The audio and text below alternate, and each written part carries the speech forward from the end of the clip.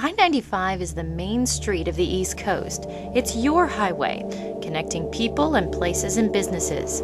Most of I-95 in North Carolina was built between the 1950s and the 1980s, with the exception of some sections near Fayetteville and the I-95 I-40 interchange near Benson.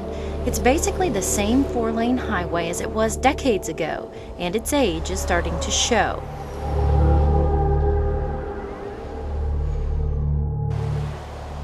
Safety is a primary concern on this well-traveled highway.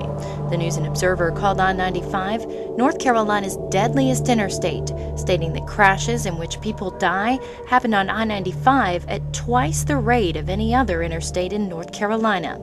People have expressed concern about safety on this important highway. The increasing number of vehicles on the road, as well as traffic caused by collisions and holidays, are critical issues for those who live near and regularly use I-95. As each year passes, the amount of truck traffic continues to increase. I-95 was not built to handle this much truck traffic. In some locations, shoulders need to be widened, bridges need to be raised, and medians are too narrow. All of these issues can lead to challenges for trucks and travelers alike. Pavement and bridge conditions along I-95 are also a concern.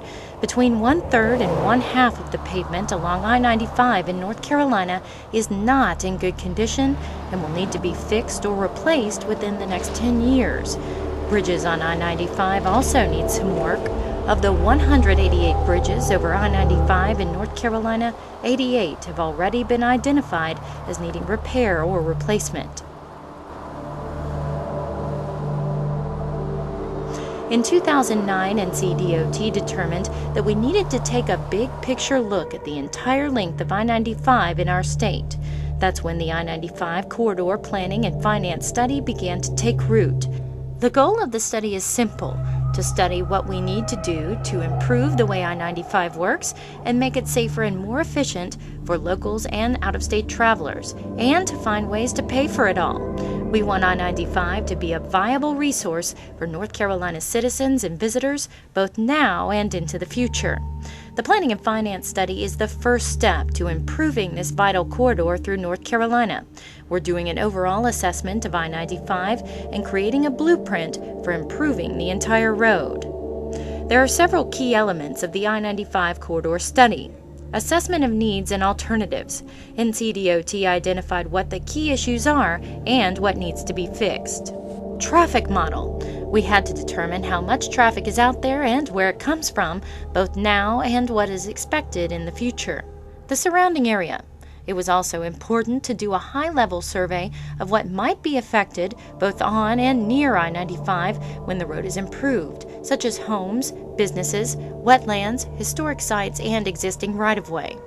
Improvement alternatives. There were many strategies proposed to improve I-95, and each one was thoroughly investigated. These options ranged from taking no action to moving I-95. Recommended improvements. Ultimately, the recommended approach to improving I-95 involves adding lanes on the existing highway, as well as replacing pavement and making necessary bridge repairs. Funding. After the study showed us that I-95 definitely had some areas that needed upgrading, and we determined the best way to make these improvements, the big question was, how much was this going to cost? Our study showed that the approximate cost for all these recommended improvements is $3.5 billion to $3.7 billion. With such a big price tag, NCDOT had to look at all possible options for paying for these improvements. We investigated various funding methods to determine the best choice. If NCDOT spent every dollar available for the 11 counties near I-95 and didn't do anything but improve I-95, it would still take 60 years to complete this project. NCDOT determined that the best, most efficient way to pay for the I-95 improvements is through tolling. The price of the tolls will be based on how much we have to borrow to make these improvements and keep I-95 in good working order. Our goal is to keep toll prices as low as possible. Tolling technology has come a long way. Today it's all electronic, meaning you never have to stop at a toll booth or run into bottlenecks. A simple structure called a gantry is used to automatically collect tolls as vehicles drive underneath. I-95 is your highway, and we want your input.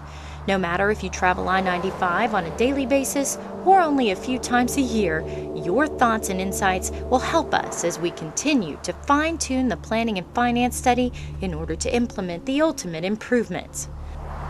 Tonight we have informative boards and maps, as well as the full environmental assessment report available. These will help explain the study and what happens next. Staff members are here to answer questions you may have. You can also share your comments by email, traditional mail, or posting them online at www.driving95.com and on our Facebook and Twitter pages by March 13, 2012.